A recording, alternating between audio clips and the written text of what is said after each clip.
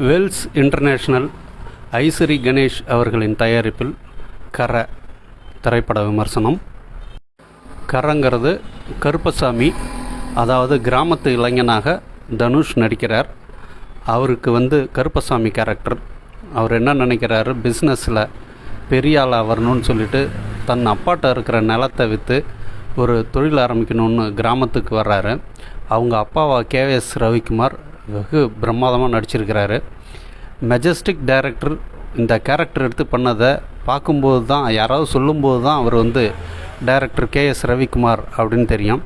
அருமையாக பண்ணியிருக்காரு. அதேமாரி மலையாள போலீஸாக இன்ஸ்பெக்டராக வர்றவர் அருமையாக பண்ணியிருக்காரு கேரக்டரு.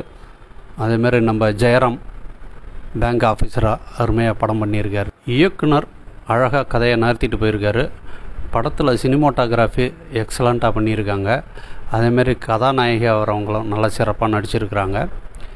இது பேங்க் ராபரியை பற்றிய கதைங்கிறதுனால நல்லா படம் பண்ணியிருக்காங்க. இளைஞர்கள் குடும்பத்தோடு சேர்ந்து போய் பார்க்கலாம். நன்றி, வணக்கம்.